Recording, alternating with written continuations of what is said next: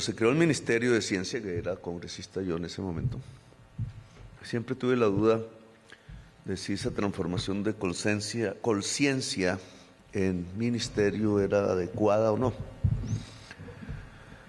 Estamos mirándolo en la práctica. Hasta ahora, digamos, los tiempos no permiten una evaluación todavía seria, porque es un tema también de tiempos.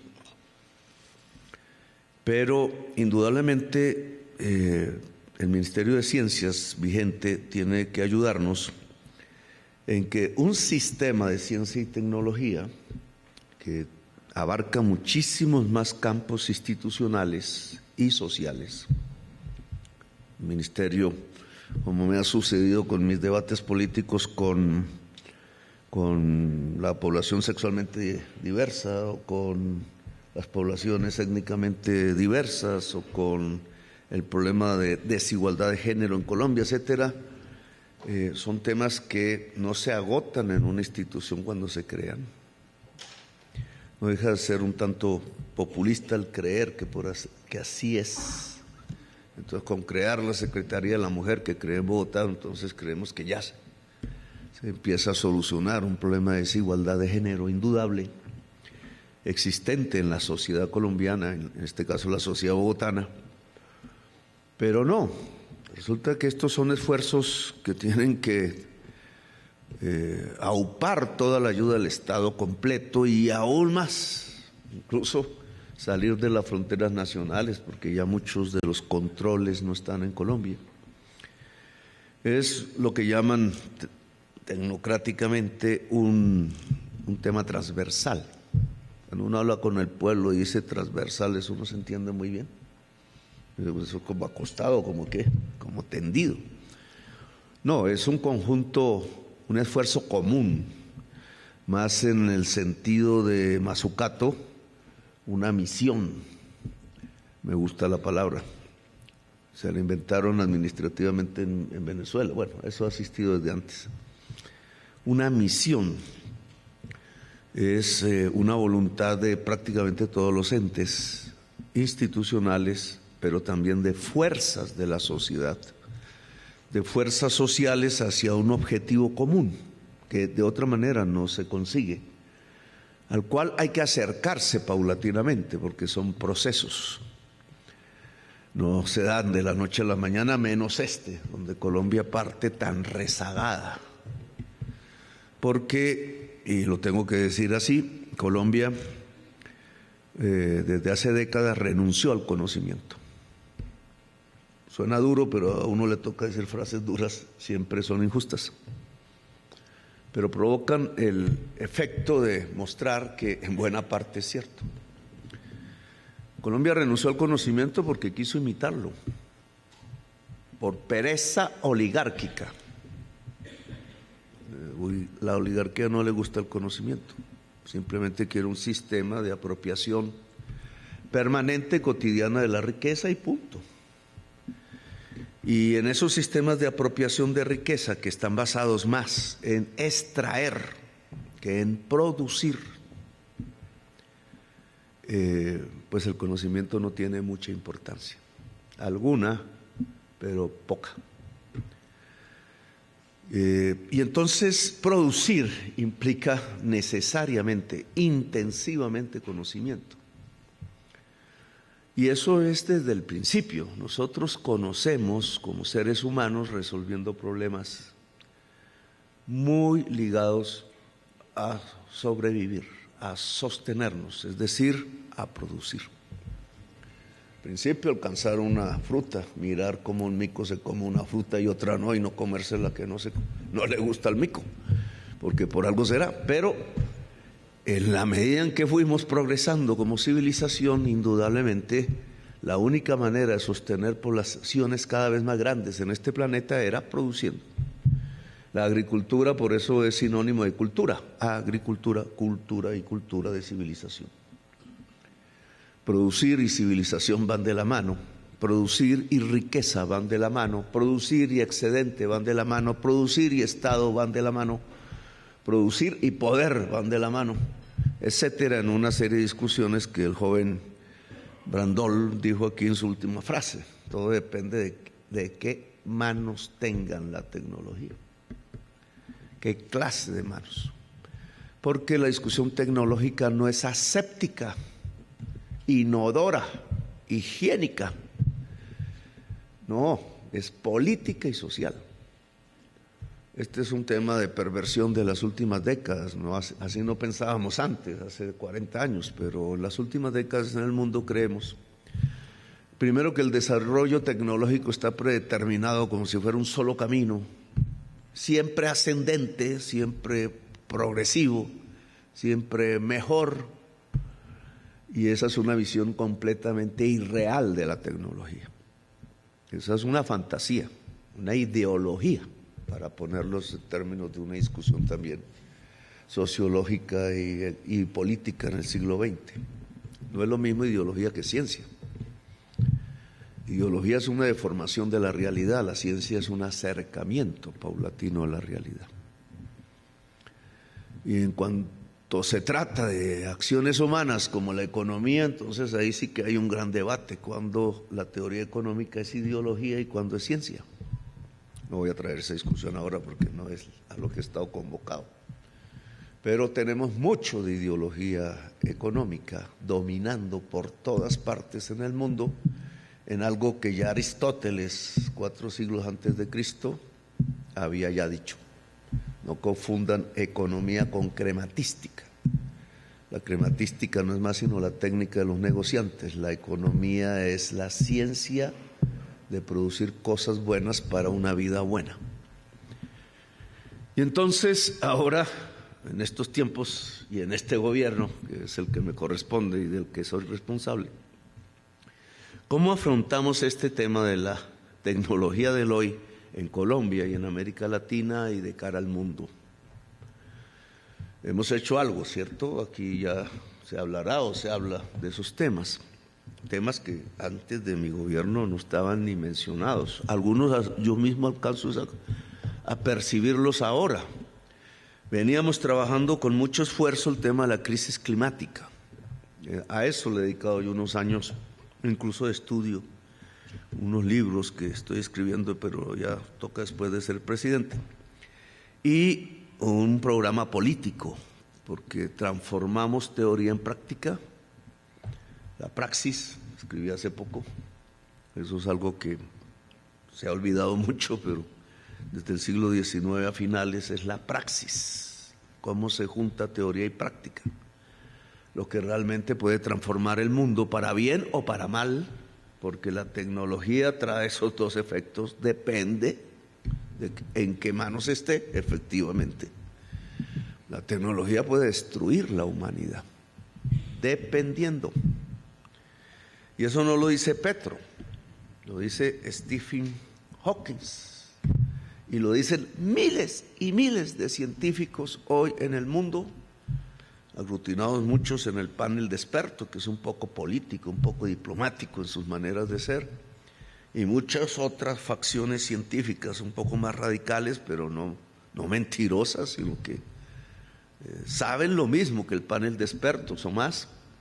Pues incluso son capturados y puestos presos y procesados por la magnitud de las implicaciones de lo que están diciendo. La película No miras arriba, ojalá la hayan visto, está en Netflix, ¿no? En esas cosas. Lo pinta, lo calca como buen director de cine. El arte al final no es más sino un cuestionamiento de nuestra realidad de hoy y de las posibilidades del mañana. El arte tampoco es aséptico, tampoco es inodoro, no es más 57, es arte. Y en estos temas la crisis climática nos fue llevando en su estudio pues a una serie de conclusiones políticas que yo traté de volver programa de gobierno en la Bogotá Humana. Ese fue su sustento. Un poco marciano, porque era la primera vez que un dirigente político ponía eso como una bandera política. ¿Y eso qué es? ¿Cómo se come? ¿Y por qué? Y el clima en Bogotá, pues que Bogotá siempre es frío y siempre llueve, ¿cómo no? Y entonces, más o menos, la discusión ha venido creciendo. Creo que nos demoramos más discutiendo que en la acción, porque la acción tiene que ser muchísimo más rápida. Después de Bogotá Humana, a la fecha, las familias bogotanas ahora van con balde y totuma al baño. Algo ha pasado. Tecnológicamente se podría hablar, pero es un tema político. Claro, tecnológicamente podríamos decir, ¿y qué pasó entre el 2015 y el 2022 para que de una ciudad que se jactaba de la calidad de su agua potable y de su abundancia y que se daba el lujo de estimular fuertemente a grandes constructores para la expansión de la ciudad? Entonces, la imagen del progreso bogotano era una sabana de Bogotá como Miami, como la Florida. Y de pronto, ¡puf!, racionamiento, y no va a ser por este año. Variará, sí, fluctuará, pero si no se hace nada, cada vez habrá que racionar más. Ustedes han podido ver las estadísticas, hoy salieron de la CREC sobre, eso no lo hace la CREC, lo hace el Ministerio del Ambiente, sobre las reservas de agua, los embalses de agua, no las reservas, los embalses. Y estamos muy por encima hoy, 13% de lo que era la línea de cuidado. Eso hace bajar las tarifas de energía eléctrica, chévere. La fórmula de tarifa de energía eléctrica está mal hecha, técnicamente está a favor de unas manos. La matemática es un espacio de la lucha de clases, compañero Brandol. Eso me lo dijo un español. Yo decía, ¿pero cómo? Pero ahora sí lo entendí. Las matemáticas son el nuevo espacio de la lucha de clases. Si no sabemos matemáticas, nos dan en la cabeza. Y ahora más o menos lo voy a explicar. Pero efectivamente la fórmula matemática de la CREC, que dejó de regir en enero, porque la cambié, y estamos viendo si la cambié bien, otra vez matemáticas, pero esa vieja fórmula es una fórmula que reproduce la renta de David Ricardo, la renta diferencial en economía. Y la renta diferencial en economía lo que dice es que el más ineficiente pone el precio. Eso no es capitalismo, eso es feudalismo. Él la descubrió precisamente para mostrar cómo el capitalismo podría llegar a un estancamiento, imitando al cura que hablaba de la población, ya se me olvidó el nombre, Malthus, que decía que íbamos a terminar con un problema de hambre. Y él y Ricardo, mucho más profundo que Malthus, pues terminó diciendo lo mismo. Porque él decía, las rentas feudales terminarán deteniendo al capitalismo en la agricultura, porque cada vez habrá más población, por tanto más comida que producir, por tanto más tierras malas, y el precio de la tierra mala sobre los alimentos es el que determina el precio de los alimentos. Serán cada vez más caros.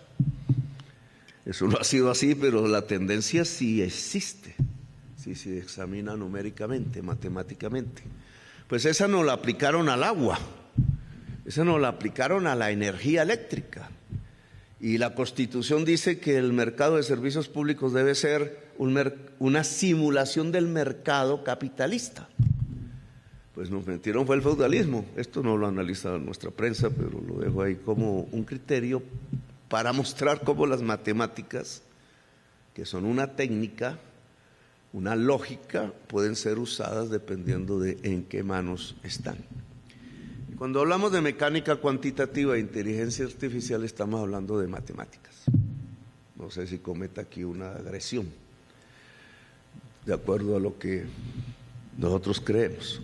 Desde el tema de la crisis climática sabemos matemáticamente, químicamente, físicamente, que el cambio de la atmósfera, en términos de un incremento de los gases que llaman efecto invernadero, que concentran el calor, está dependiendo de la acumulación de capital en el mundo. Por eso es político lo que estamos hablando. Los científicos detectan por diferentes formas, desde Hawái sobre todo, cómo aumentan en su composición porcentualmente los gases efecto invernadero dentro del conjunto de gases de la atmósfera respecto al pasado. antes de la revolución industrial, y ponen ese nombre, revolución industrial, como un antes o después de Cristo. La revolución industrial es un hecho humano, político, social. Y entonces hay que referirse a ese hecho humano. ¿Por qué? Porque antes sí, no, y por qué después sí. Y no es sino porque el mecanismo de producción está ligado al mecanismo de acumulación de ganancia, y en el capital está ligado al mecanismo de venta de mercancías. No hay producción más que de mercancías, y a partir de la venta de mercancías es la única manera para establecer una ganancia, punto. El genio de Marx descubrió que internamente era en el proceso de producción donde se producía la ganancia, no en la venta. Como popularmente uno creería, la ganancia se da si yo vendo un poquito más caro de lo que me cuesta, sí, pero en lo que me cuesta está la fuerza de trabajo. Y esa fuerza de trabajo relativamente vale menos. Ojo, no estoy diciendo que bajen los salarios, esto es una forma digamos vulgar de criticar, no es que bajen los salarios, sino que relativamente, es decir, el salario frente al valor es menor. El valor cada vez más grande y la masa de valor de la fuerza de trabajo es cada vez más pequeña frente a ese valor, así crezca en términos absolutos. Eso se llama productividad.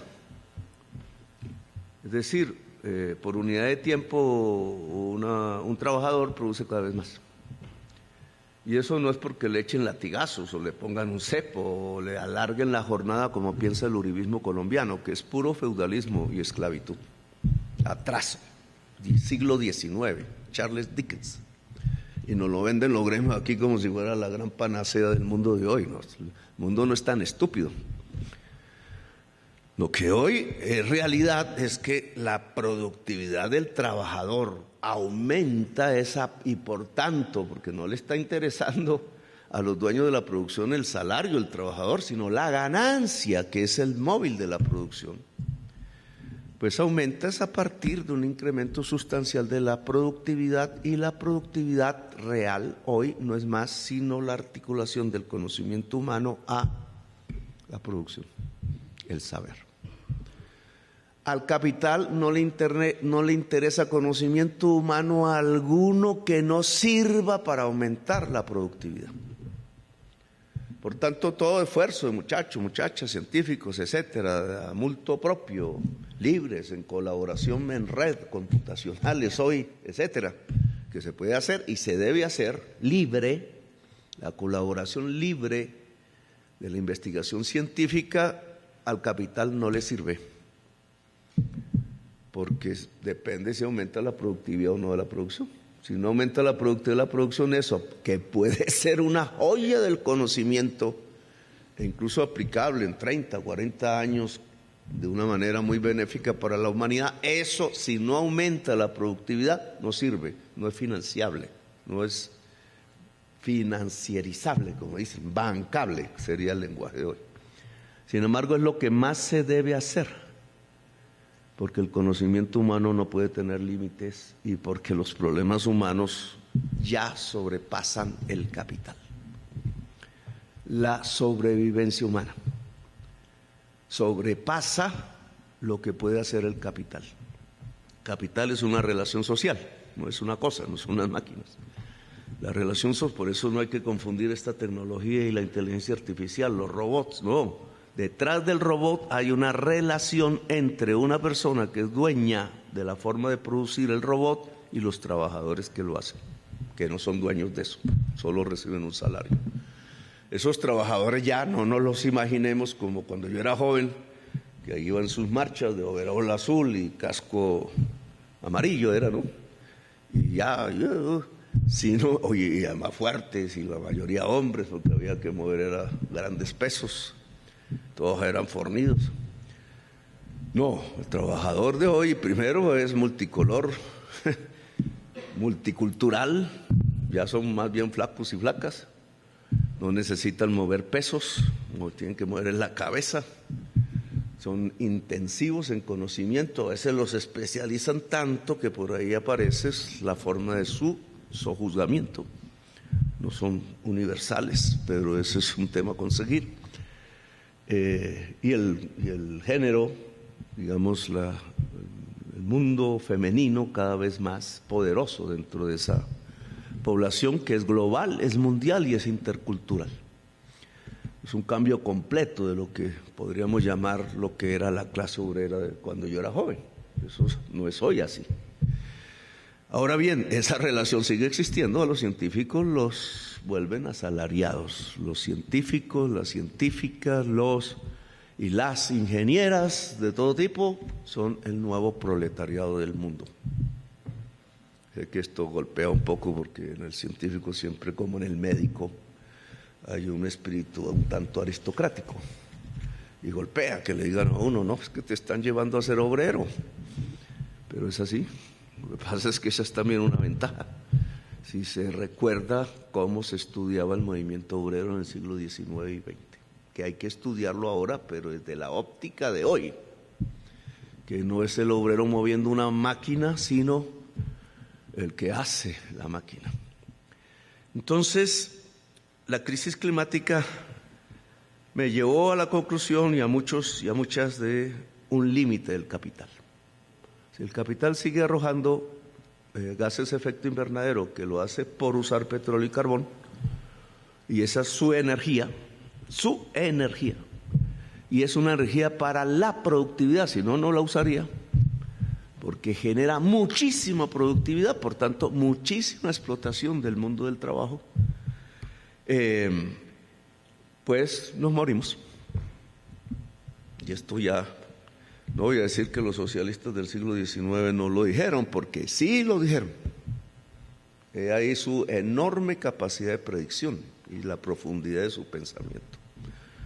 Lo dijeron, su pensamiento, su construcción teórica les hizo esbozar la tesis de que el capital podría acabar con la naturaleza y con el ser humano, y dijeron así, las fuentes mismas de la riqueza. Es decir, el capital quiere riqueza, pero destruye las fuentes mismas de su riqueza. Una contradicción dialéctica hegeliana, por ahí se me burló Samper, porque dije dialéctico, toca que estudie un poquito eso.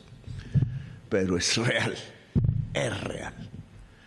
Y entonces hoy estamos en este mundo de nosotros, el que nos toca vivir, estamos al frente de cómo se están destruyendo y de manera acelerada, ante nuestros ojos, las dos fuentes de la riqueza en la humanidad, la naturaleza y el ser humano.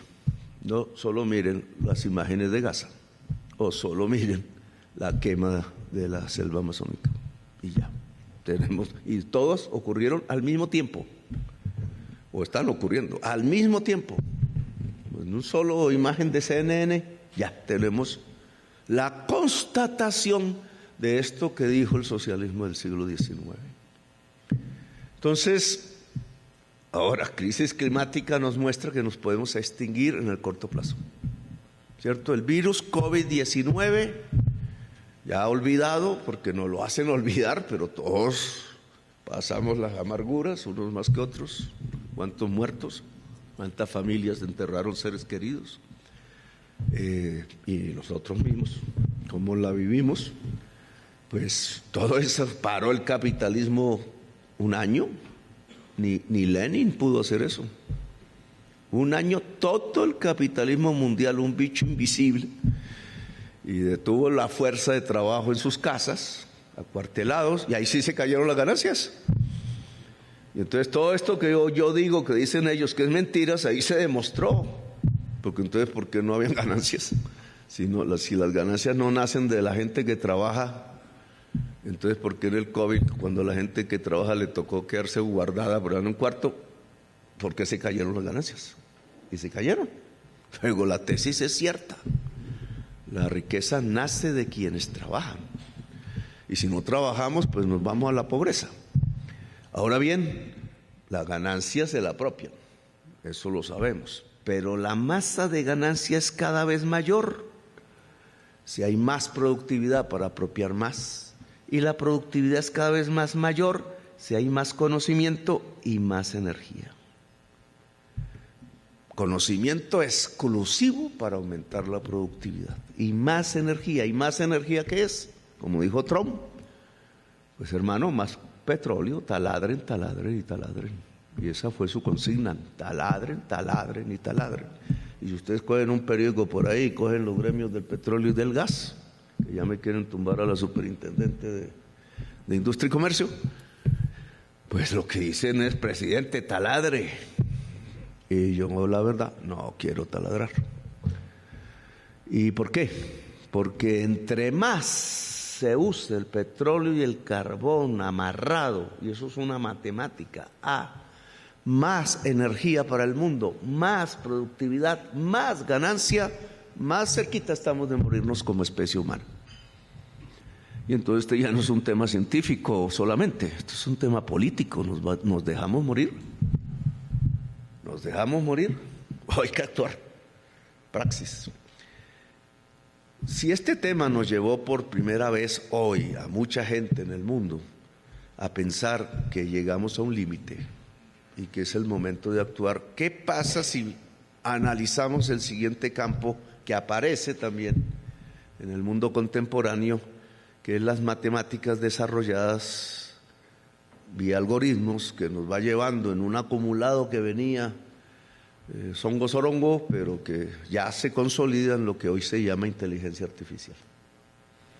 Yo me aparté mucho del tiempo, pero voy a terminar ahí. Pues que es otro límite de la humanidad, otro límite. Y lo dijo Stephen Hawking, el físico, premio Nobel de la física. Y yo no le entendía tampoco porque él decía que podía ser más peligrosa la inteligencia artificial que la crisis climática. Y ahora van juntas. Pues primero, ¿por qué pueden ir juntas? Es que la inteligencia artificial, que es el desarrollo algorítmico matemático que permite en su versión de mecánica cuántica, que creo que no sé si se llama así, sí. Ahí ya sé menos porque eso hasta ahora lo estoy... Esa sí que está nueva, que no es más sino algoritmos más poderosos. O sea, matemáticamente, es un desarrollo matemático. Algoritmo de Shor, ¿no? ¿Le llaman? ¿O cómo se pronuncia? Bueno, cuando deje de ser presidente les prometo que me trataré de meter en ver cómo es un algoritmo de Shor, a ver cómo es que es eso, pero que hace como un desarrollo matemático, vuelve más rápido el trámite de la lógica matemática, y entonces, como eso está aplicado a los softwares, es la base de los softwares, pues vuelve más rápido el tema computacional, más capacidad de guardar, de mover, y más rapidez, velocidad es el tema. Hace más veloz todo. Eso lo venimos observando, no es una cosa nueva alrededor de todo este tema de los software, pero aquí en forma exponencial y muchísimo más de lo que nosotros podríamos hoy mirar en los 5G y cosas de esas. Pues si la velocidad es instantánea, otra vez hay que mirar la economía política del siglo XIX, censurada en las facultades de economía de Colombia. Y estamos aquí entre gentes de rectores y decanos de las facultades. Pues si uno articula la matemática de hoy, las aplicaciones de la matemática de hoy en su estado más avanzado, llamémoslo cuántico, su estado cuántico, es decir, la máxima capacidad hoy alcanzada en velocidad y capacidad para temas computacionales, con la economía política del siglo XIX y su crítica, hagamos el intento, porque lo que nos va a resultar es procesos productivos muchísimo más veloces de lo que habíamos pensado. Y por tanto, productividad del trabajador en unos niveles que nunca nos habíamos imaginado. Y por tanto, de unos niveles de explotación máxima del mundo del trabajo. Y por tanto, con unas masas de ganancia que ya uno mirando a Trump y a Musk, Trump no tanto, a Musk y a Zuckerberg y a Bezos y no sé otros. Los dueños de esto, de lo que estamos hablando, son los dueños de esto y unos chinos, ¿cierto? Que no se sabe bien si son chinos a lo Bezos o Estado chino. Ahí los problemas del análisis de la sociedad china que tenemos que hacer. Pero eso es el mundo de hoy, en esto que estamos hablando. Pues entonces lo que se va a desarrollar es una inmensa masa de ganancia que ellos nunca se van a gastar, a menos que empiecen a invertirla en fantasías como escaparse de la tierra, que por algo esa es su fantasía. Solo que las naves se le están estallando en el aire. Son cuántos centenares de millones de dólares cada estallido de esos. Un día estos nos cae ahí sí un pedazo en la cabeza.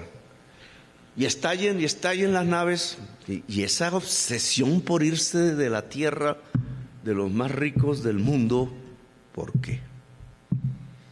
Pues la película No mires arriba lo dice. No es que viene un meteorito, no. Entonces se dice no mire arriba porque viene un meteorito, no, el meteorito ya está entre nosotros creciendo, destruyendo, ya está destruyendo. Ya como hoy podríamos decir, Bogotá empezó a morir como ciudad, porque pues tiene una alternativa, pero pues si su intención es seguir como va, pues empezó a morir y cada vez morirá más. También podemos decir que la humanidad comenzó a morir. Ya lo vemos, y no solo por el COVID-19 y el incremento de virus, que es el verdadero medidor, desde el punto de vista físico, sino también cultural, también éticamente, que quizás son las peores muertes, anteceden a la física. Porque eso de que aquí hayan aplaudido, no me refiero solo al caso colombiano, que maten 17,000 niños bombardeados porque son palestinos, pues eso es una quiebra ética que solo se compara con la de los campos de concentración judíos y la muerte que hizo Hitler de ellos. Ya hay una ruptura ética, cultural, y vamos hacia la física. Pues bien, esta inteligencia artificial en su elemento mecánico depende de qué manos quede. Porque no se trata, y no es lo que estoy diciendo, y por ahí siempre me sale la crítica, entonces usted está pidiendo que no lo estudiemos, que no nos metamos o que la destruyamos. No, ahí es que conocerla. Y ahí un poco el sentido de los programas. Es que Colombia tiene que saber de matemáticas. Que nos hayamos equivocado en cómo se enseñe, eso es una buena discusión, no, que ameritaría un espacio de ustedes, claro. La aburrición a la matemática, cuando la matemática se puede aprender desde la música, desde el juego, desde el arte. Y por ahí, como nos somos más sensibles culturalmente, pues podríamos aprenderla de pronto mejor que si nos la enseñan así como si fuéramos un noruego o un chino o un anglosajón, porque son otras maneras de entender la matemática. Entonces no es que seamos malos para matemáticas, es que hay que, en nuestro pensum, ministro de Educación, pero lo que tenemos es que ver una manera diferente de aprender nosotros la matemática. Por eso pedí que el Ministerio de Cultura desarrollara arte en el colegio. Ahí vamos, no han dado las cifras de cuántos estudiantes están estudiando arte, antes ni uno. Y deporte y programación, ministra. El Ministerio de Educación y el Ministerio TICS, aquí están los dos ministros, tienen que decirnos cuántos estudiantes están estudiando ya programación en los colegios. Creo que vamos en 220,000, pero esa no era nuestra meta. 220,000 versus cero antes. Pero nosotros queremos que programación lo estudien todos y todas. Y debe ser desde niños.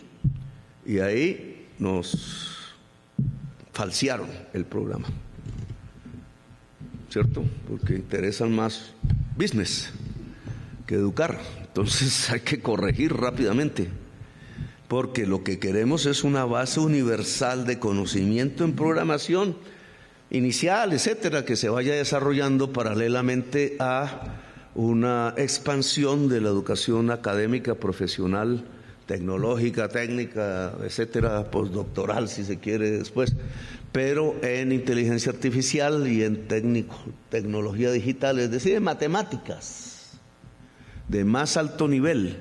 Si no hay una base en el preescolar y en el colegio y en la primaria, nunca tendremos un desarrollo en la punta, sino muy pequeño, muy limitado. Y ese es un programa de este gobierno y es una prioridad, y todavía nos queda 1 año y medio. Y hemos avanzado, no vamos a decir que no, hemos avanzado. Entonces ya hay una facultad en Caldas. Todo comenzará con problemas, siempre es así, pero ya en el tiempo se irán corrigiendo. Y la Facultad de Inteligencia Artificial de Zipaquirá tiene que ser una facultad académica de inteligencia artificial. Y la de USME tienen que construirla. Y si podemos avanzar con ayuda de los rectores y rectoras en Santa Marta, ahora explico por qué, y en Tunja y Bucaramanga, pues mejor. Y aquí hay una discusión que hay que hacer con el sistema universitario colombiano. Unos hechos se han producido y no han sido por nosotros. La discusión dentro de la nacional es sintomática. Y deberíamos volverla política, porque pasan las cosas y no se... O sea, ¿qué nos saca la discusión de lo que ocurrió en las elecciones de rector de la nacional? No me acuerdo cuándo fue, hace unos meses.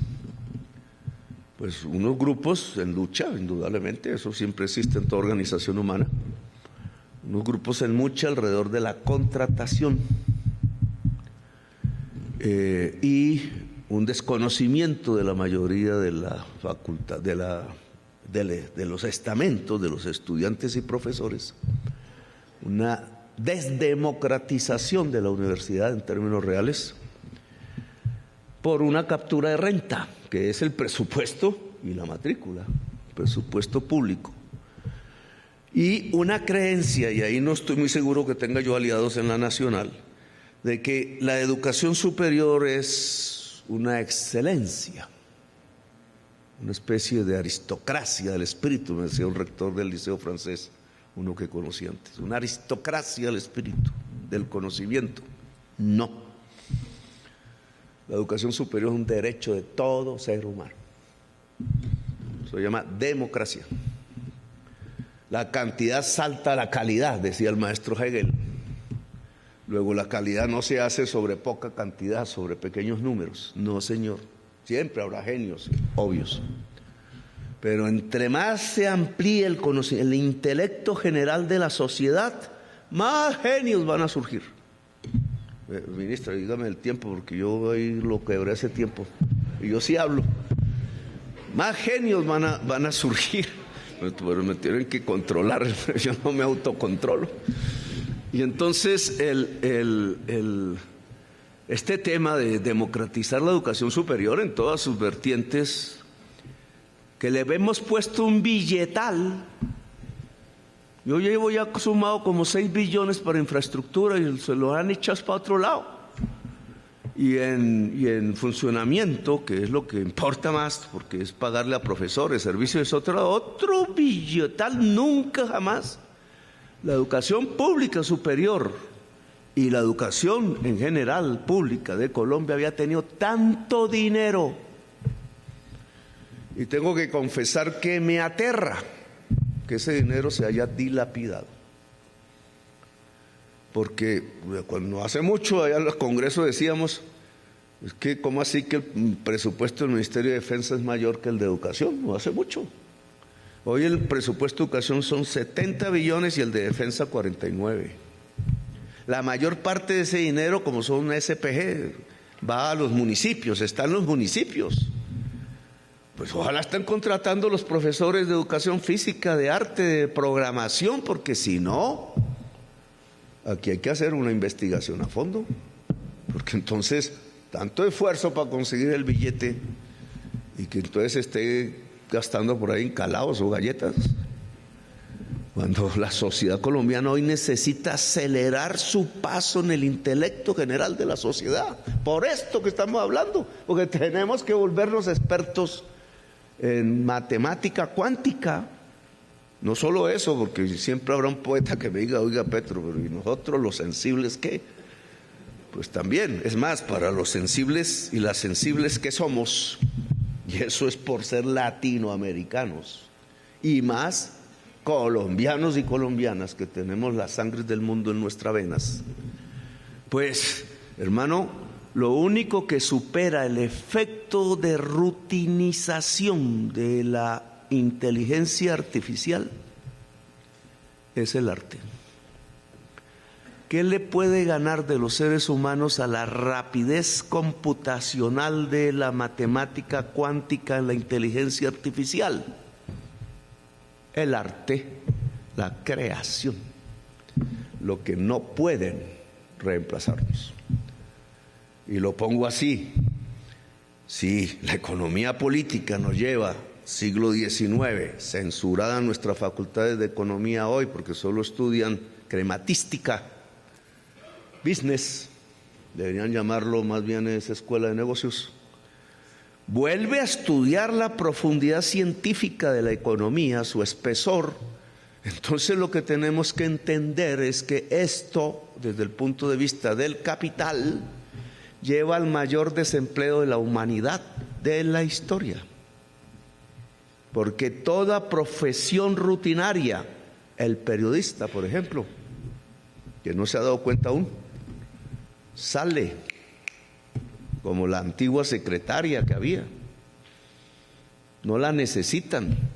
El que movía la palanca que hablaba antes, no se necesita.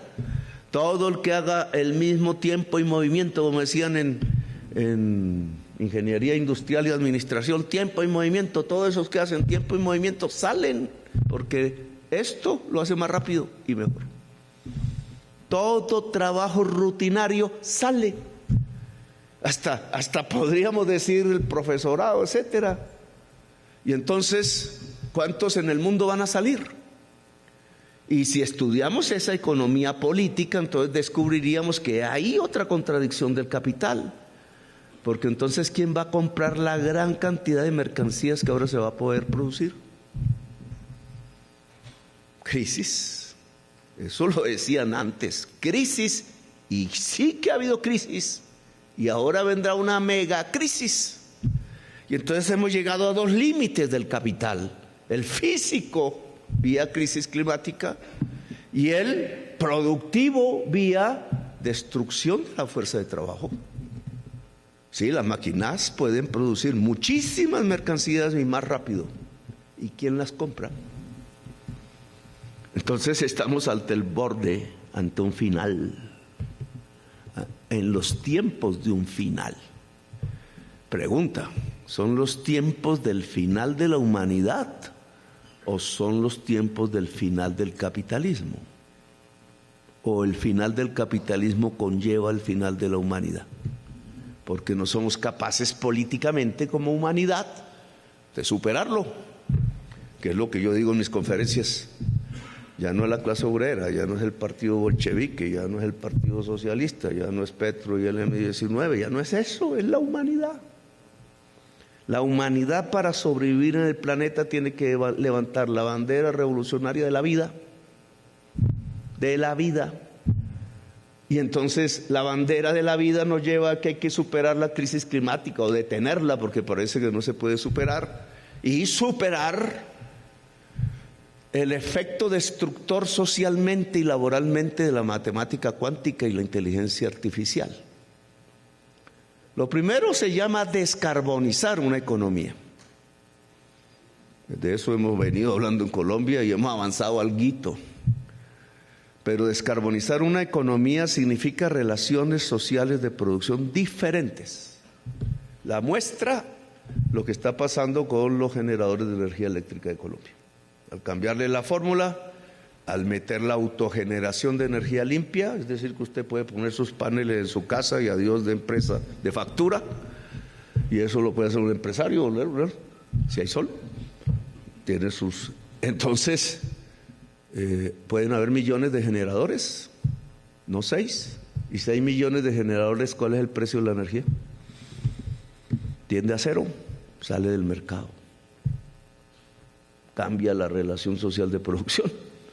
No es la tecnología la que cambia la relación social de producción, es el cambio de la relación social de producción la que nos manda a una nueva tecnología en términos de generación de energías limpias.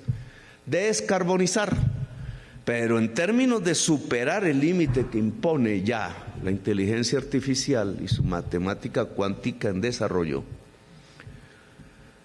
pues solo si los grandes beneficios de la productividad, ojo con lo que voy a decir, esto no es más sino economía del siglo XIX, solo si los grandes beneficios que podrían resultar del incremento sustancial de la productividad se reparten entre el conjunto de los habitantes de la humanidad, a eso le llaman hoy renta ciudadana, creo que le llaman. Renta universal, entonces sí hay con qué comprar las mercancías.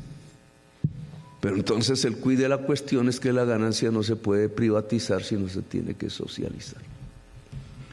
Y no mata socialmente a la humanidad. Y entonces dejo aquí esta perspectiva política, porque ya continuarla por aquí me vuelve una antología política. Pero las bases de ambas cosas, la teoría, porque la tecnología y la práctica de la descarbonización económica y la matemática cuántica y la inteligencia artificial, tanto en software como en infraestructura, que por lo menos lo estamos poniendo al lado de Santa Marta, espero, tienen que ser manejadas y controladas por la sociedad colombiana, incluida la nube. La nube no es de Musk, ni de Zuckerberg, ni de Bezos. La nube tiene que ser, dado que es el intelecto general de la humanidad en tiempos pasados y actuales, tiene que ser un bien común de la humanidad. Y eso es normatividad mundial. Y Colombia debe ser abanderada de esa lucha. No es como dicen los chinos, que ya lo proponen, una especie de acuerdo público sobre la inteligencia artificial, sí, pero si el, ¿cómo se llama el señor? El de la Alibaba le domina el Partido Comunista, Alibaba es el mismo Bezos, la única diferencia es el origen étnico, y entonces tampoco nos sirve. Es un bien común de la humanidad, no de China ni de Estados Unidos. Y eso es Naciones Unidas, y si Naciones Unidas no sirve para eso, hay que construir, yo creo que se va a desarrollar lo que los chinos llaman el diálogo de civilizaciones, un instrumento del diálogo de civilizaciones. Es el mundo dentro de la próxima década, una democracia global, para poder resolver estos problemas que son globales, pero que pueden, si lo hacemos mal y no rápido, destruirnos como especie moral, ética y físicamente. Y si lo resolvemos bien y rápido, pues es una revolución, quizás la mayor de toda la historia humana. Gracias por haberme escuchado, muy amables.